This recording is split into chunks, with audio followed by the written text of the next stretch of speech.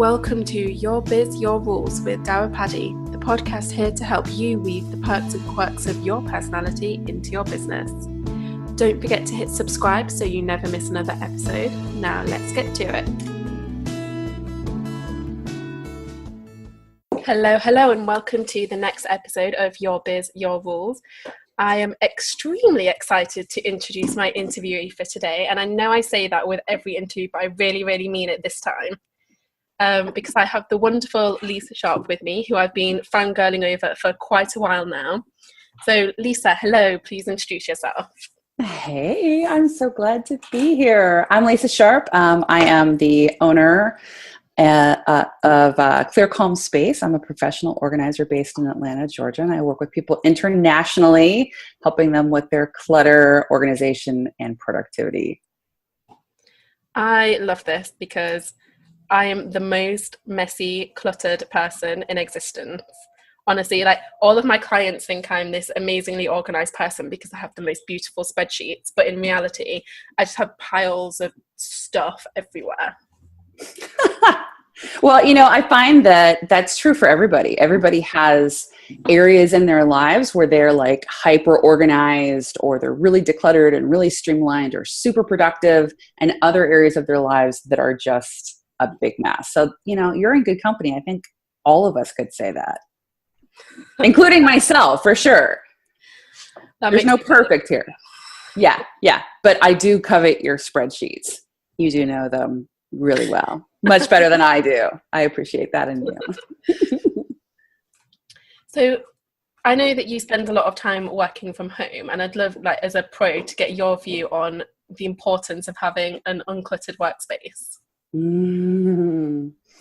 I think it is really important because it's really difficult to focus when we're working from home, right? There are like a million different distractions.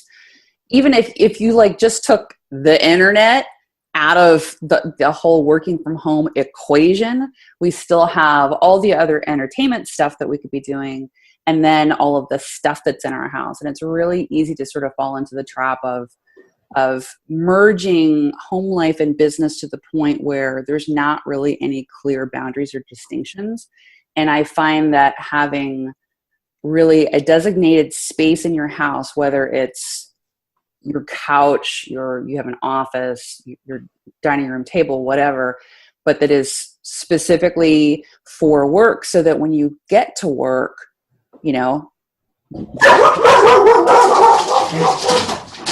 Sorry, continue. I apologize for the interruption by my insane and unstoppable pooches. I kind of love it because it's so real life. I think everyone can appreciate that. It's like the video that went viral in the last year where the guy is having like this very serious interview with a journalist, and his daughter comes sauntering in and starts boogieing down. We can all appreciate that. We're all trying to pretend that we're not human. We're all doing, everything is perfect all the time, and that ain't reality. But what I was saying is, if you are going to work, that's in parentheses, because, or in quotations rather, because you are, walking from your kitchen into your dining room because that's where you work. There still needs to be some sort of delineation between the two, even if it's like literally just the corner of your table that's just your designated workspace. And to get to your question, which is, how does decluttering, or how does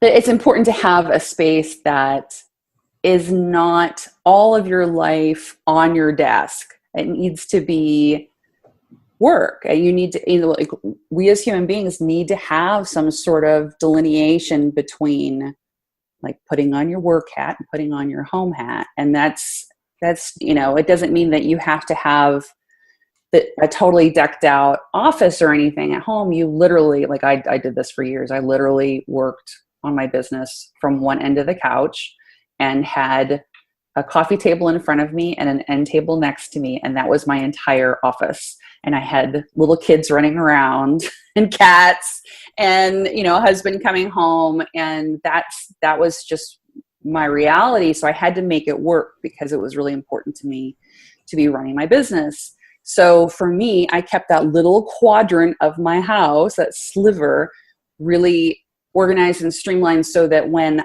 it was time to go sit on the couch, I had everything lined up in front of me so that I could just go ahead and get to work.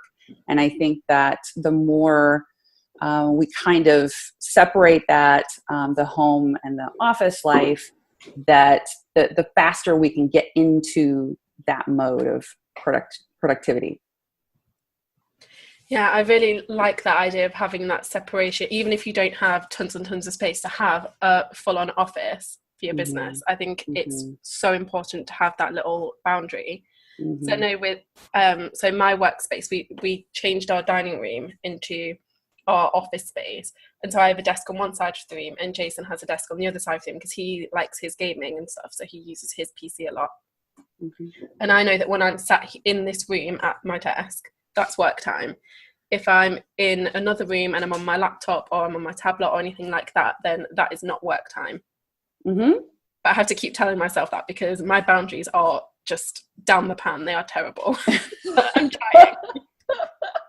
You know, I think that's true, again, for all of us. I mean, I don't think it's 100% one and done. I think that's kind of impossible. It's sort of like saying like, oh, just ignore the distractions, you know, on the internet. Like, don't go on Reddit and look at silly animals all day, or, you know, go, like, don't check Facebook 50 million times.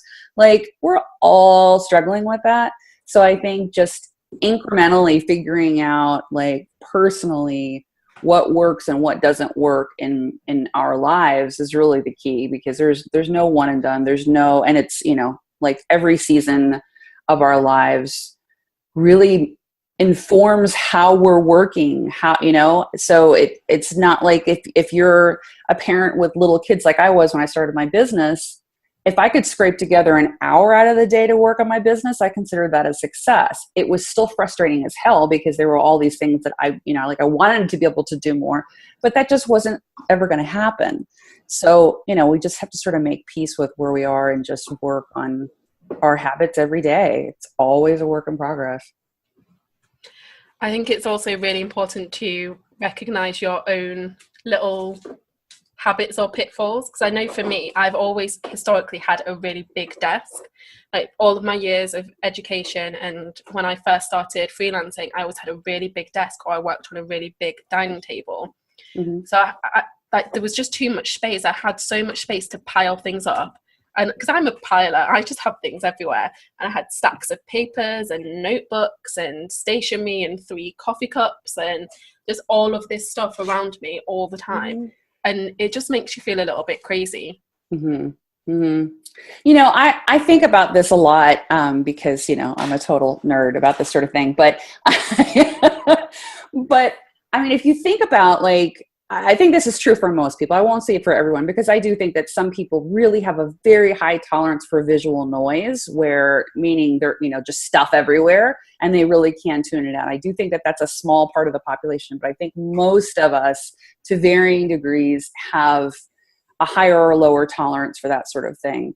So, but if you think about, like, when you were in school, like if you went to the library to go study, or if you went to a coffee shop to go study, you were there with your computer, your book, and your coffee, or, you know, some variation of those things.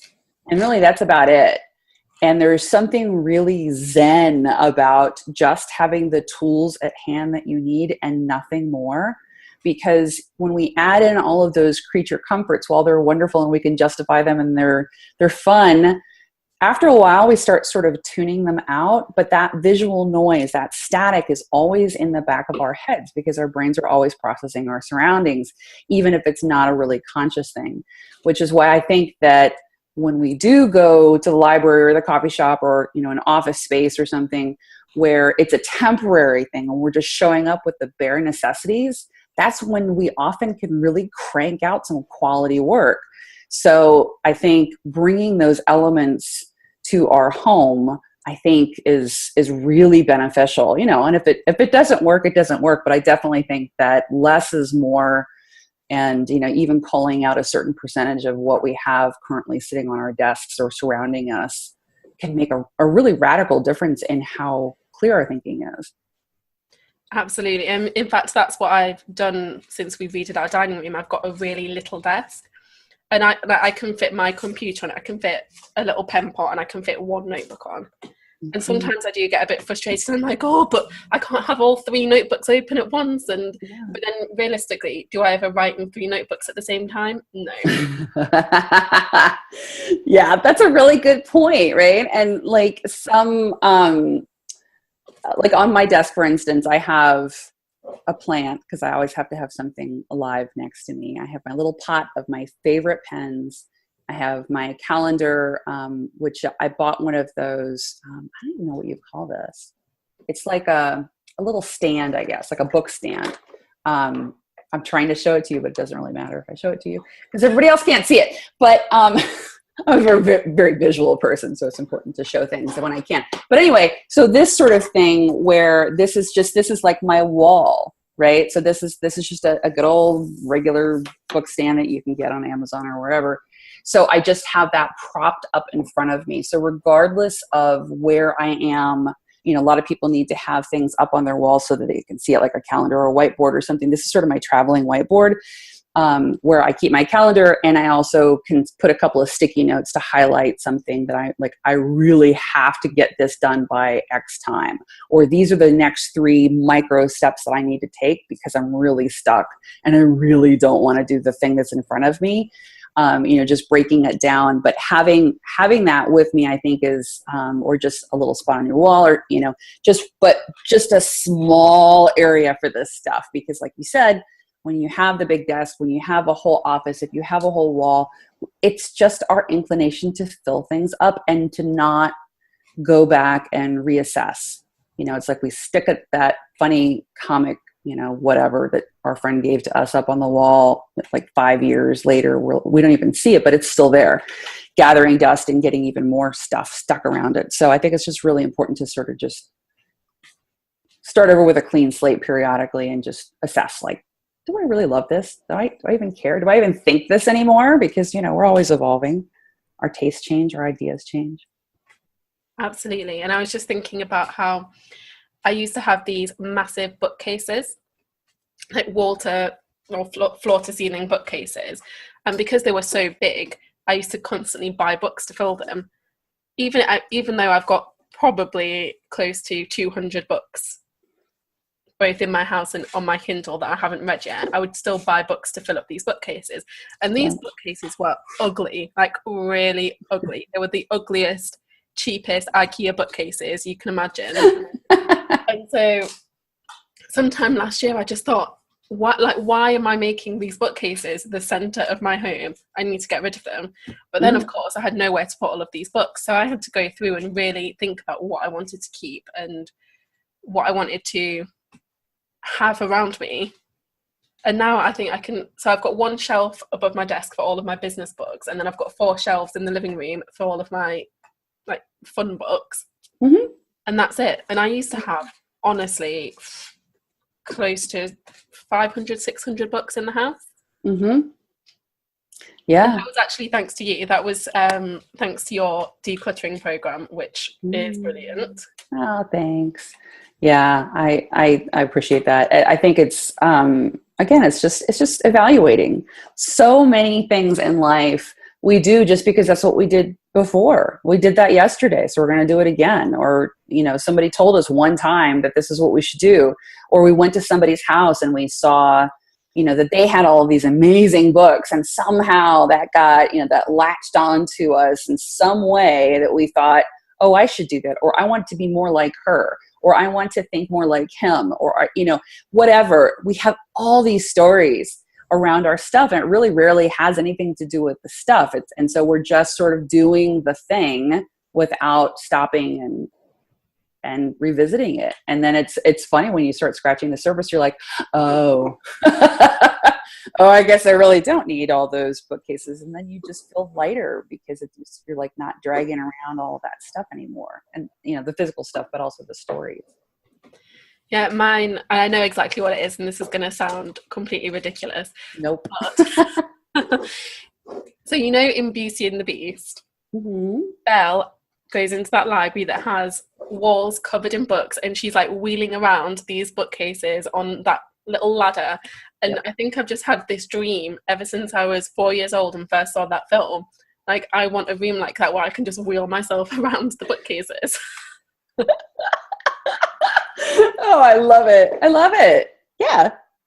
So, okay. And there are all these things, right? It's like we can appreciate something without having to have it, right? Like we can appreciate that idea. Like the idea of like just having fun and having all of these books that are accessible to you. But you can have the same thing if you go to the library. You don't have to personally own all of the stuff that emulates that idea. There are, we can get creative, and you are like oozing with creativity. So I know you know about this. It's like you just have to kind of get outside of the box and think about different ways that will work for you. And it sounds like you have, with having the small amount of inspiring workhorse reference books in front of you for work, and then your fun stuff in the other room. I think that's great. Yeah. There's something else I wanted to talk to you about, partly because I think it'll be interesting to people, and partly because I could really use some help with this.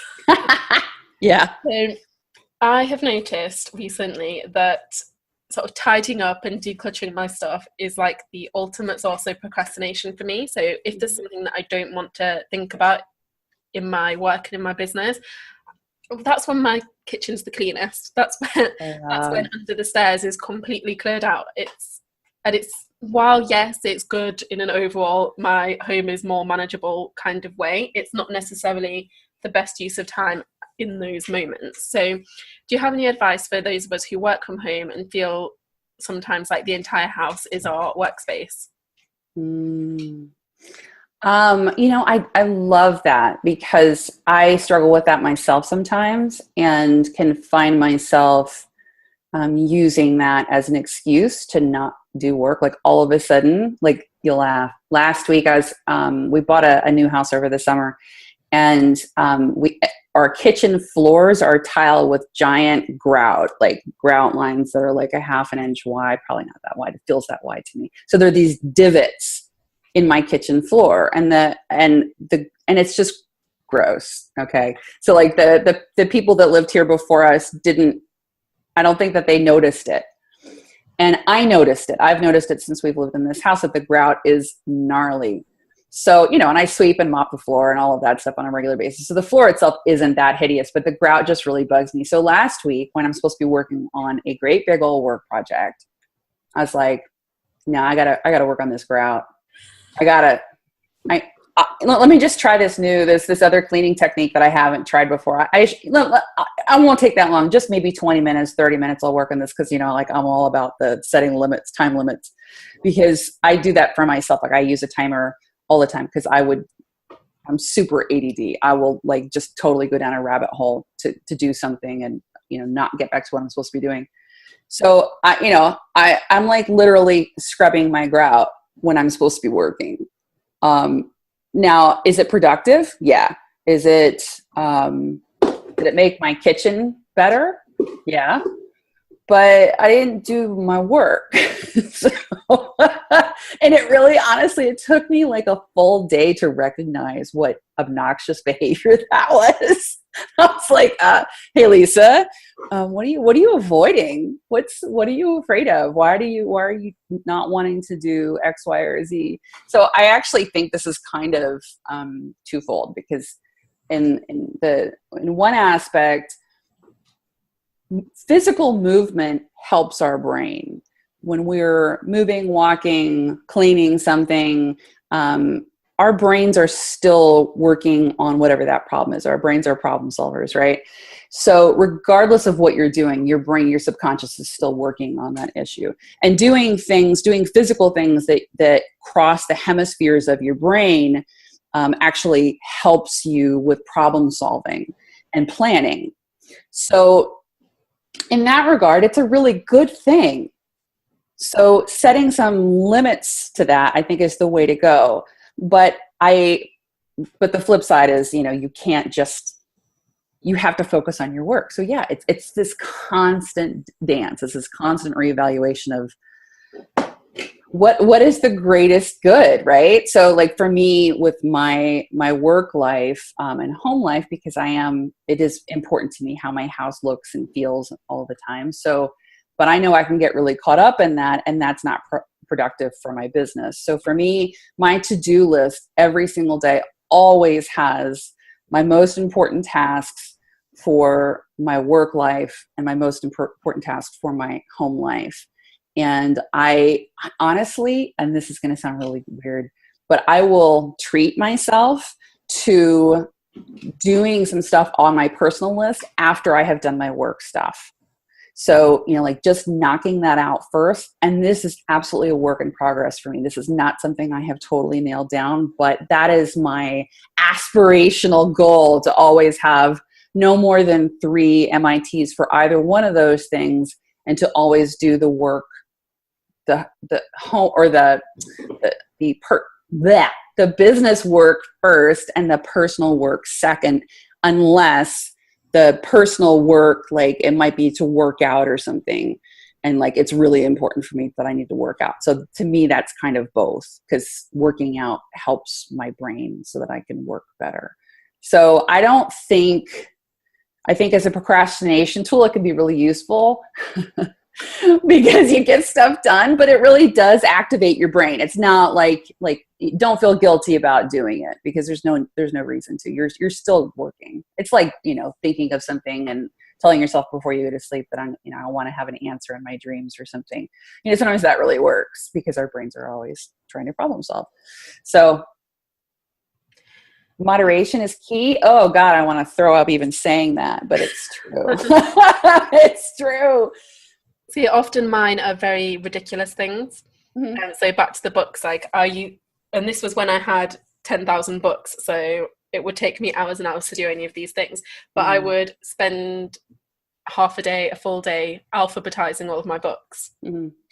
And then maybe the next week I would spend the day color coding all of my books so that they were no longer alphabetized, but arranged by color of the cover. And then I might go back and think, oh, no, you know what? I will organize these by genre. That makes so much more sense. And then obviously a couple of weeks later, we're back to alphabetized. And it's stuff like that kind of busy work that doesn't actually make a massive impact in my world, but it's a distraction. Yeah, but you're really good at that. I can totally see you doing that.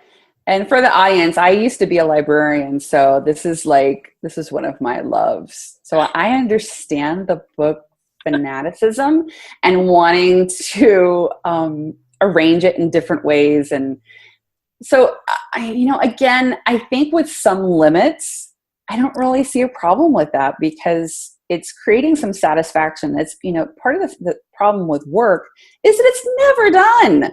Or, running a business, it is never, ever done. And oh my God, is there something ever so satisfying about working on something that is physical and concrete, has a beginning, a middle, and an end. And I think that's part of why we're so attracted to doing the sort of thing that you're talking about, or my silly grout problem, or any of the million things that we can do around the house, is that we can control that, right? And you get a finished product. And sometimes I think that's what's wrong with that? The end product might not mean a whole lot, but the satisfaction of it does. So I don't know, do it, but just give yourself a time limit. Like I said, say okay, this is my treat, my treat of cleaning the grout. How ridiculous is that? But it was something I really, really wanted to go work on. I really need to go color code these books right now. Okay, no, you really, really, really, really don't. You really need to get back to that hot prospect. You really need to work on your social media. You really need to do all the billion other things that you have to do with your business. So as a treat at the end of the day, or during my lunch break, or when I'm just really fidgety and really stuck, I'm going to give myself a 30-minute block, or an hour block, or 15 minutes, or whatever it is you need to do to go indulge your inner weirdo and go color code something or go scrub some grout or whatever it is. I really, really love your idea of having those sort of 3 personal things each day. Because I know that's something that I never do. I overload my work list. So I've got like 15, 20 things on there a day and feel like an absolute failure if I don't tick them all off. And personal things are always the first to fall out the window. Yep. Yeah. I like that. Yeah. It's, and I'm somewhat of a compulsive list maker. So I will go back and add things that I have done that were not on my list so I can cross them off. Yeah. I understand that. I'm like, I did a bunch of work and it only looks like 3 things, but I actually filled up 8 hours of doing a bunch of stuff. Oh, I do exactly the same thing. Yeah. So I want credit. I want credit where credit is due. Nobody else is going to know this except for me, but it makes me happy. So that's okay.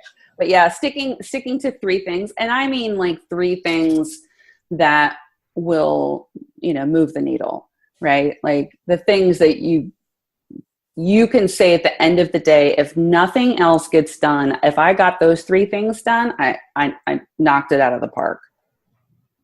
And, and it might be simple, like exercising or drinking water or calling a friend.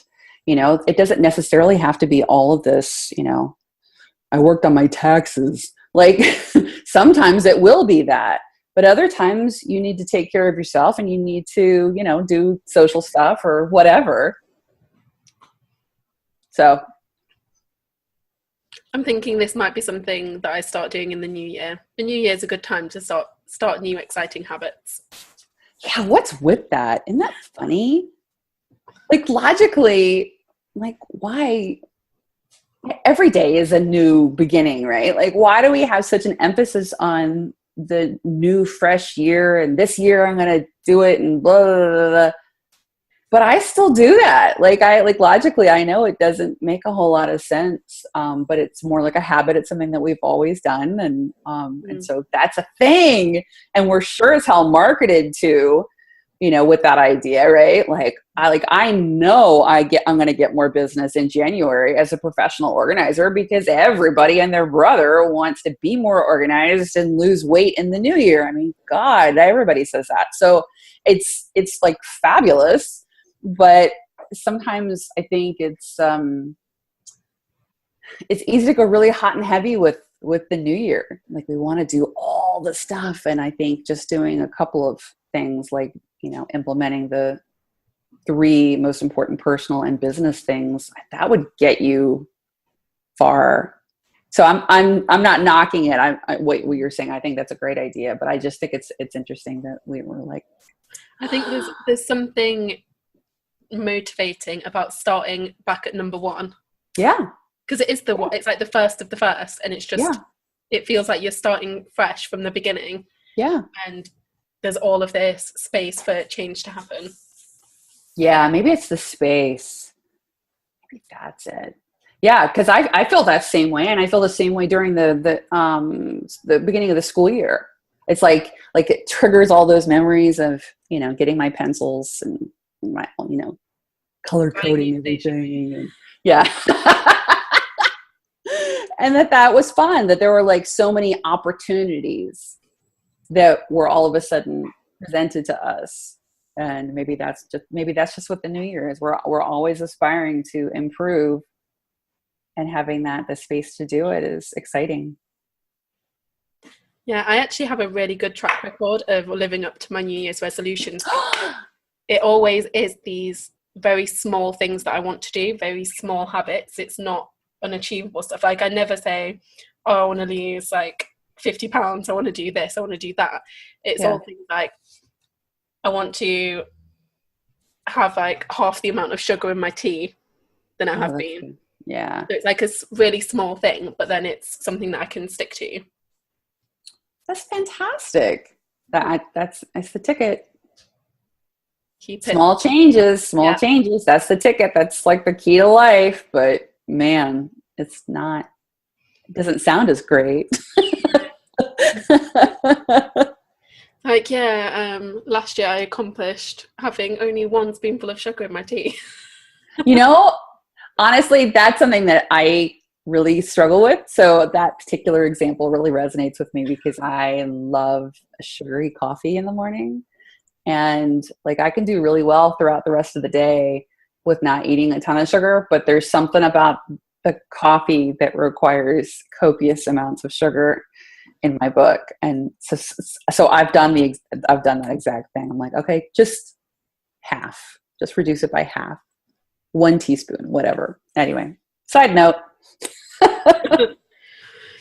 Okay, so I also wanted to, again, because I need help with this, do you have any habits or tips that you would recommend for those people who don't find the tidiness natural? Because I know we've talked about sort of the obsessive mini projects of color coding all of your books, but I mean like the general, like just everyday messiness and clutter that you will have around your home.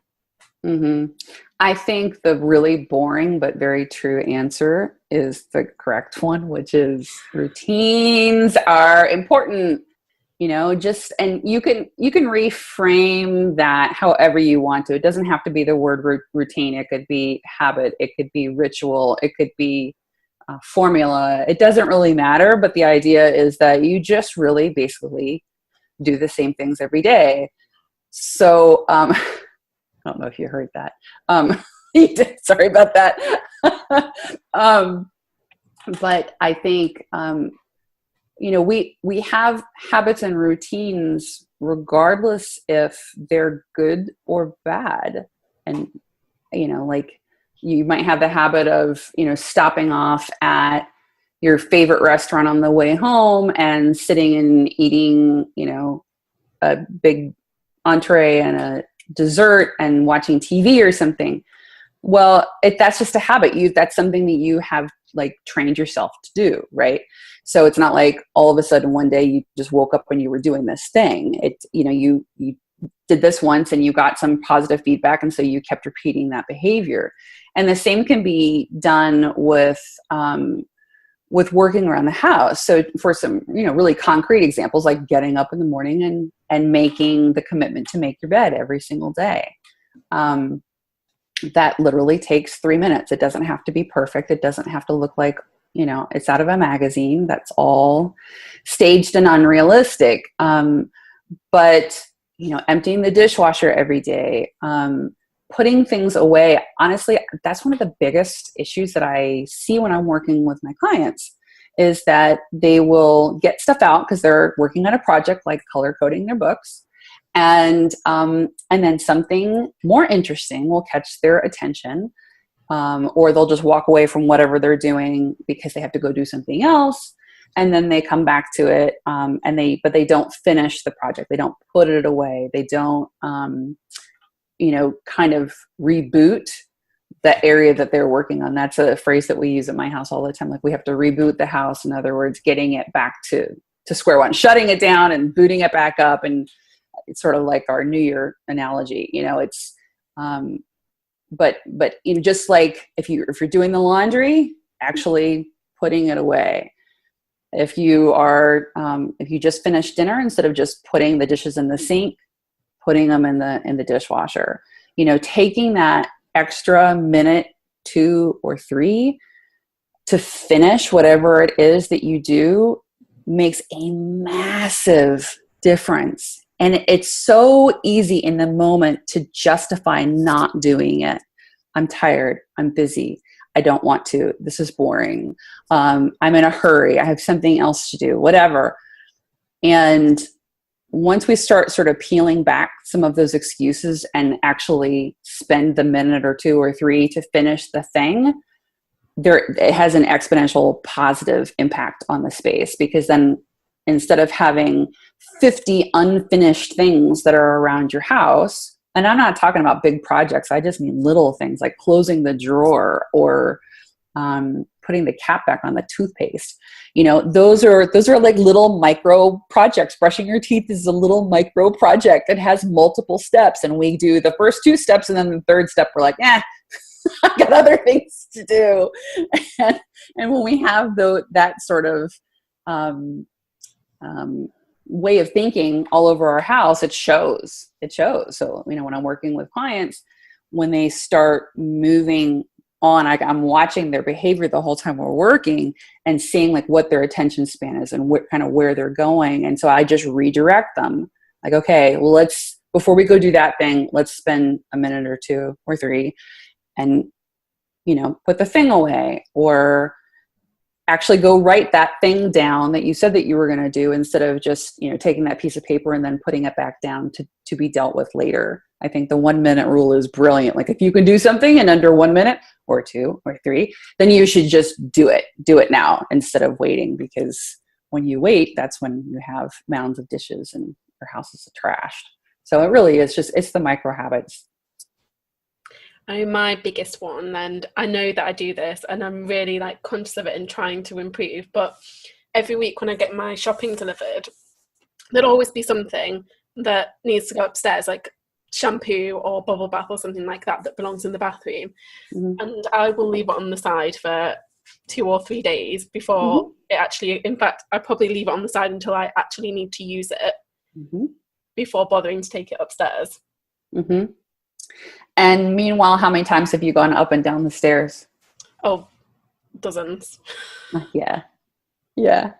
So that's a really, really good example. I see that particular one a lot, where it's like the shopping gets done and now all of a sudden the volume of stuff in your house has changed, but we haven't really spent the time figuring out where to home everything. And mostly with groceries, there is enough room to put things away. Sometimes with clothes, we'll keep buying clothes and without going through our drawers. And so we do our laundry and there's no place to put the clean laundry. So then you end up sticking the laundry on top of the dresser or on the floor, leave it in the laundry basket, or everyone's favorite, just leave it on the couch until the dogs sleep on it. And then you have to rewash it because there's covered with dog fur, we all this is super common, right?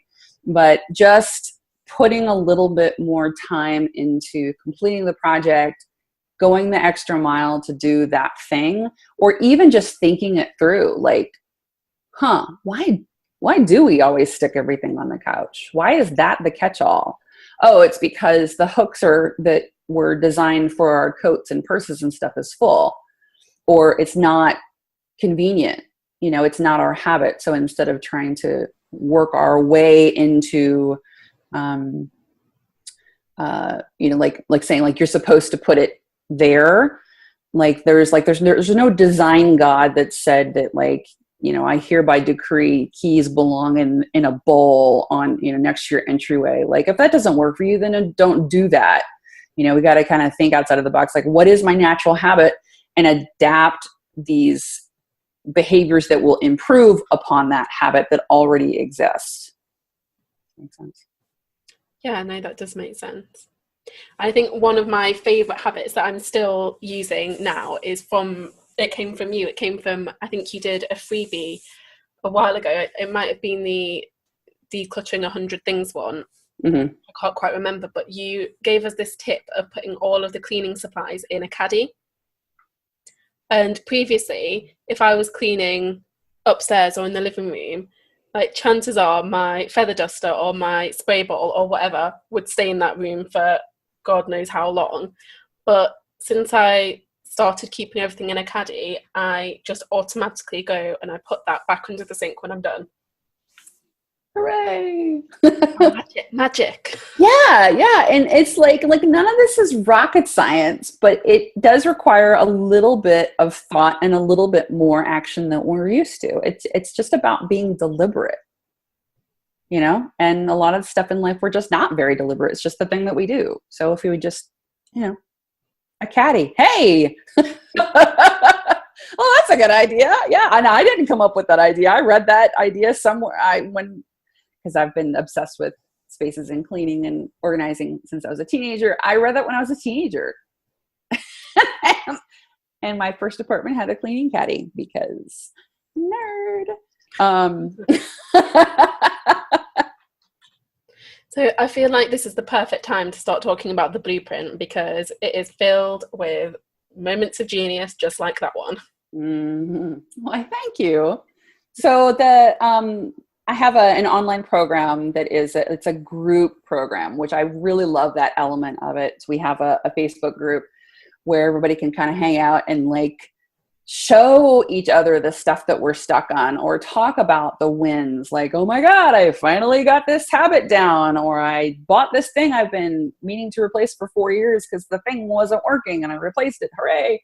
You know, it's those little wins in life, getting to share those with other humans that also struggle with the same things, I think is just brilliant. So the Blueprint is my online decluttering and organizing program, where every single day I'm a huge proponent of breaking things down, in case you couldn't already tell from this conversation, and taking things like, you know, working on your books, for instance, and spending 10 or 15 or maximum 20 minutes a day on that task, you know, just putting some focused attention on something so that you can improve it. And again, it's once you make those sort of improvements, it has this exponentially positive impact on your space, on your life, your stress level, your happiness level, how you think, how you deal with the world. Because when your space is working for you instead of against you, hey, all of a sudden life is quite a bit easier. Not, you know, and life is hard. Life is hard in general. So it's like, let's try to make some of these things that we do have some control over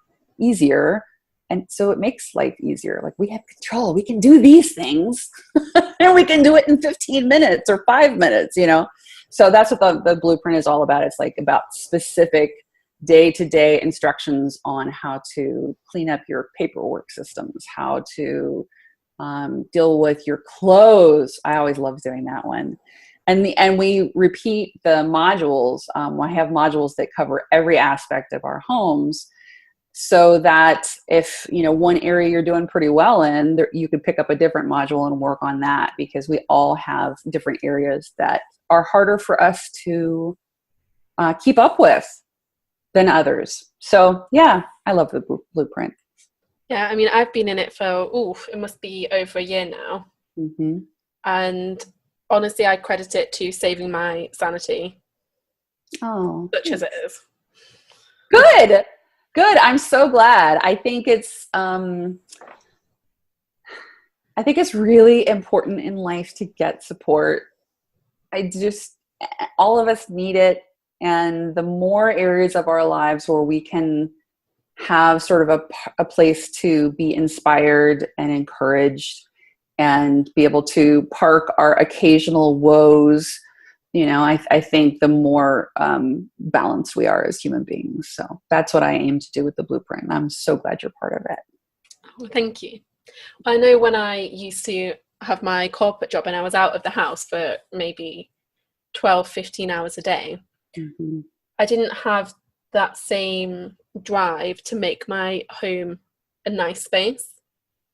Because I think just because I wasn't in it all the time, whereas now I work in it, I live in it. I leave the house twice a day to walk my dogs. That is it. I'm in my home all of the time. Mm-hmm. And so I feel more motivated to make those changes. And I mean, it's not easy because like I said, I put a lot on my list and I often get overwhelmed. But those tiny little sort of micro moves that you give us to do, they just make you feel like you're moving in the right direction and you're accomplishing something. And like you said, it's something that once it's done and you can tick it off and you feel that sense of accomplishment because it's crossed off the list, and we all know how that feels. I love it. It's so important. It is. Okay, so one more question that I wanted to ask you is, now this is a big scary one, digital decluttering.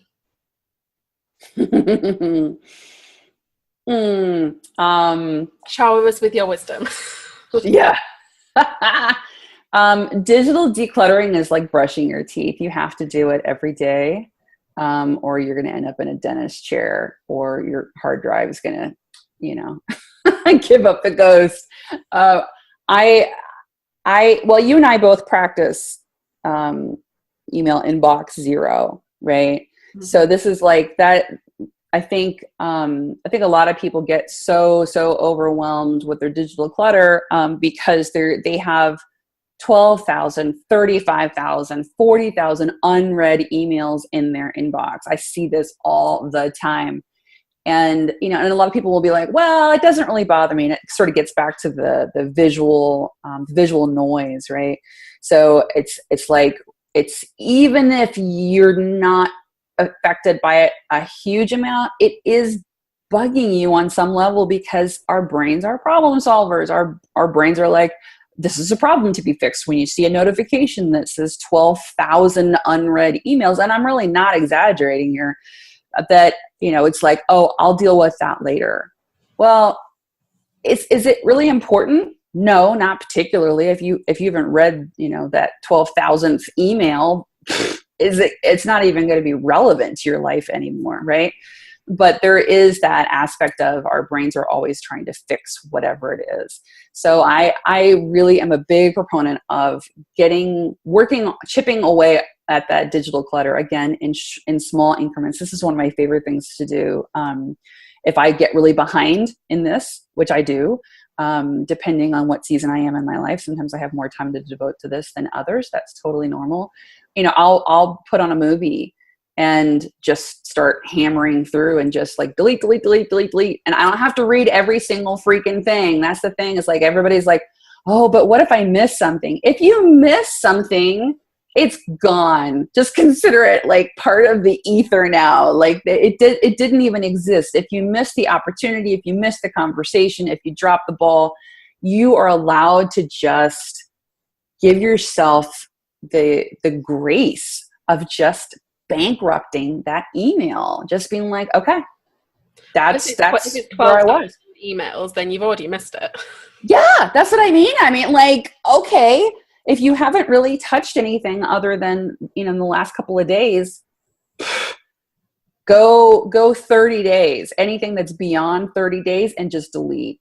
And for people that have that huge mass of emails to go through, it's going to take at least a movie to only check all, delete, unless you have some amazing email program that I don't know about that does, you know, clear everything out in one fell swoop, pretty much like in Gmail or anything else. You can't, you know, you can't mass select 12,000 emails. The databases are like, but so you just do have to go through it. And it's the same way with files. It's the same way with photos. You know, it's so easy for us to justify keeping these things because it doesn't take up that much space and blah, blah, blah, blah. But if you think about how much time it takes you to find things and the emotional cost of knowing that you have these things sort of hanging over your head and not dealing with them, I don't think it's really worth it. You know, like I have many gigabytes of photos on my phone that I could go through, and I probably won't do that because I can find my other stuff, because like my email is under control, my files are in pretty good shape. I have most everything off of my hard drive in the cloud, and I do revisit that sort of thing pretty often. So it's not like, again, it's like we're all going to have different areas that we're just nailing it. Like, you know, your spreadsheets are on point, right? But there are going to be other areas where it's not so much, and everything doesn't have equal value. It's okay to really be a rock star in your email inbox and suck at your photos. That's okay. But I would suggest really just getting one area kind of under control and just focusing on that, and not trying to be like, you know, I'm going to be a digital warrior and clean up my entire computer in the next week. It ain't going to happen. It's just not realistic. So just picking one area of your digital mess and sorting through it, and just, you know, just trying to give yourself some grace and just letting things go as much as possible, and doing it really every day if you have time. And a lot of these things are really mindless, like going through those things. It doesn't take much brain power to do it. It's just really tedious, right? So it's like organizing your toothpicks or something. Like, oh, please don't make me do this. So if you can tie that really boring, onerous task with something that's fun, like talking with somebody or watching a movie or listening to a podcast, you know, if you're going to be trapped in your car and you're, you know, on a road trip or something, like some like just little blocks of time like that where you can just kind of power through, but it's not just you sitting there by yourself, because I guarantee you within 5 minutes, if you start trying to do this by yourself because you're going to power through it, you will be distracted by Twitter or Facebook or a cute kitty video or something. And next thing you know, you will have completely abandoned the project because the project is pretty heinous to do. There's no doubt about that. So little bites. Little bites. I like that. I think specifically with inbox management, that's one of the areas that I'm quite smug about, because I've probably been at inbox 0 every week for the past 10 months or so. I know, I feel like I need to give myself a high five or something. Dance party! And I credit that to really simplifying how I manage it, because so many people that I see, they try and have so many folders for things, and they feel like they need to file all of these emails and like have them in a sensible place where they can find and retrieve them straight away. But newsflash, your inbox has a search bar. Right. Yeah. You know, honestly though, I think that that's okay. So my husband is also a former librarian. So he and I have this little thing, this little bit of tension in our marriage because of this. I'm joking about that. We really don't, but it does make me laugh because he has this work email that it's just crazy town to me. And he like doesn't ever delete anything from Gmail. And so because we're both librarians, we're both like all about finding stuff, right? So he's just like, well, I just use the search bar. I'm like, okay. But if you don't remember exactly the search terms, if you can't remember exactly the conversation, it is more time consuming and to find things if you don't ever delete anything. He just doesn't ever delete anything. So he has his method and it works for him, and it genuinely doesn't bother him in the slightest. And I, like, that's not me. So I do it my way and he does it his way, and it works for him and it works for me. So, whatever. But I think of it this way, like if you go into a library and all of the books none of them are on the shelves and they're just all over the floor, and you can figure out how to find that one book that you were looking for, and which is great, but because everything is not in any kind of an order, you're missing on the opportunity of being able to browse. You're missing on the opportunity of being able to just sort of walk down the aisle and see what catches your eye in a different way than if everything is just right. So is it better? I kind of think it is, because I think it's more efficient and it saves more time to just deal with it up front. Some people just don't do that. So use your search bar for sure. Absolutely. But I am like you, like I do file my stuff. That's something that I teach in the blueprint. We go through the email and we set up folders and stuff, but it's not like precious, it's not super detailed. It's not like, cause like hyper organization doesn't work. It just doesn't. So, it needs to be really simple. It needs to be searchable. We need to be able to find what we're looking for when we're looking for it and not take any more time than that. Yeah, I mean, mine is insanely simple. I think I've got a folder for money stuff. So any receipts or invoices or confirmations, anything like that goes straight in there. Because then when I come to do my finance stuff and my accounting, it's all in one place and it's so easy to just get to. And then I've got a folder for any actions that are like client work actions. I've got a folder for any actions that are my business actions. I've got a folder for personal stuff, and then I've got an archive folder where everything goes once it's been actioned, and everything else gets deleted. If it's something that I just read and then don't need again, delete. Yeah. And honestly, that is, with like two very slight variations on what you just said, that's exactly what I do. And I don't, why I don't need any more folders than that, because I can find it within the folders, right? So it's the same way with paper, physical files and emails. It's like if you get too granular, then you're spending a lot of time creating the system and keeping up with the system. Sometimes it's really fine to just chuck it in, a house file or bills or action in your email or what, anyway, I think simple is better. pretty much across the board. So yeah. I'm still trying to figure out a way to translate that to my digital files on my computer. Mm-hmm. So I don't know. I don't seem to be able to quite just blast through that in the same way. I always end up with loads of little icons all over my desktop, which then ultimately get dragged into a folder that I've just labeled sort, which I haven't sorted out in a good long while. So I don't even dare open that. Mm-hmm. Yeah, mine is similar to that. But because I put so many things in the cloud, I really try to keep a very small amount on my hard drive. So God forbid if my computer goes belly up, I'm still good to go.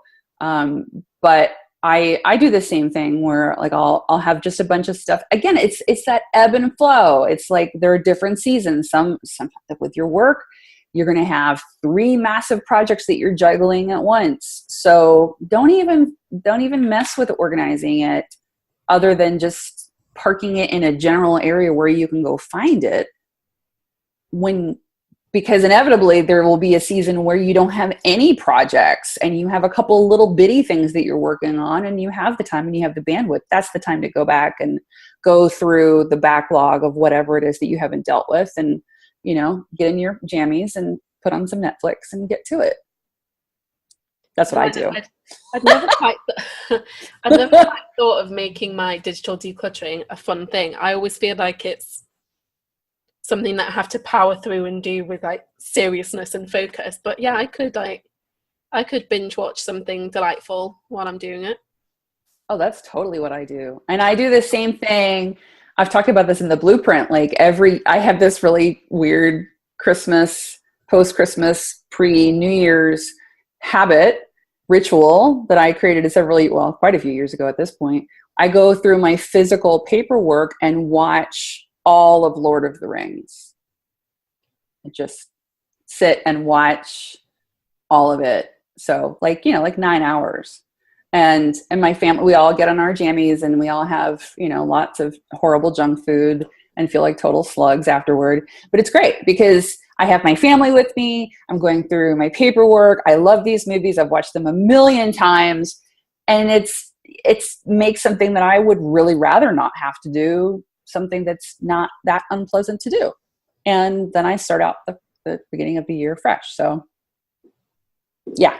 Big fan. Tie those things you really don't want to do with something that's fun. A glass of wine to clean your kids' room, movies, hanging out with your friends, swapping some of this stuff with our friends, I think is really helpful. Yeah, and break it down. I think that's a big lesson that people can take on is even if something is something that you're avoiding because you don't think it's going to be fun, you can find a way to make it fun. Oh, yeah. Oh, fun is my number one motivator. Number one, always.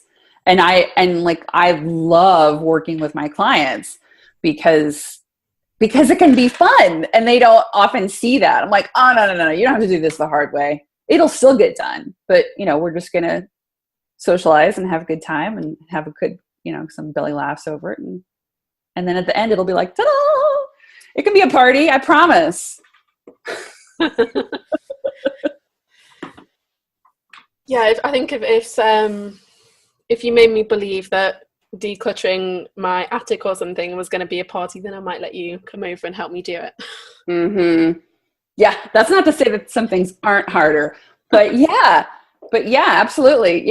Would you rather go clean out your attic by yourself or invite 2 of your friends to come over, put on some fun music that you listened to when you were in college, have a pizza waiting for you at the end of this and say, we're just going to work on it this afternoon and then we're going to go out tonight. Yeah, I'm going to pick the fun one.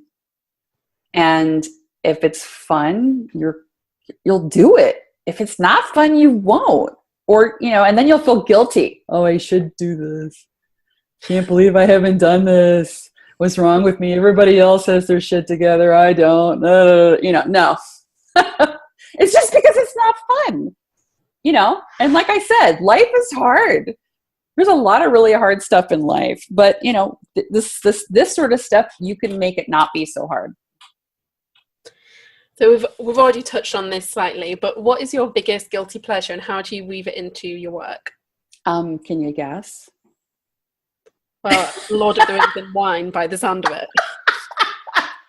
Yeah. So like I said, I am like a total nerd. Like domestic stuff makes me super happy. So yeah, occasionally if I'm having one of those weeks and I don't have a lot of client work, so I do client work online, via Zoom or whatever, like we're doing, or I do it in person here in Atlanta. So depending on what my schedule looks like for any given week, if I have a week where I don't have a lot of in-person client work, I will totally be in my pajamas, popping some popcorn with coconut oil. I got my whole, I have like a little popcorn section in my kitchen because I'm totally obsessed with it. And we'll, put on some Parks and Rec and do some work on the couch, or just watch videos. Do you want to talk about guilty pleasure? Watch like cleaning videos on YouTube. Yeah, I watch other people clean their houses for fun. I know. There's something for everyone out there, isn't there? There is something for everyone. And I'm not alone. These are incredibly popular videos. But yeah, it's very satisfying to watch something go from A to Z, and watching the process is very satisfying. So yeah. And for me, it's research, right? Like I can totally justify it because I'm like, yeah, this is for my business. Yeah, I'm learning some new techniques and products, and then it's like I would totally do that anyway. Do you know what? It's really funny that you said that because recently I've been binge watching this whole series that an artist I follow did where she decluttered her craft room. And honestly, it's about 10-12 hours of video in total for all of the videos, because she goes around each section of her craft room and really like declutters it and does it in real time. So you see her like working through every single thing and deciding what she's going to get rid of and why. And it's just like, honestly, to somebody else, it would probably seem like the most boring thing in the world. But because I have my own uncontrollable crafty room, it is something that I've just been really indulging myself with. Mm-hmm. Now you just have to perfect it by only watching it in your pajamas and eating popcorn.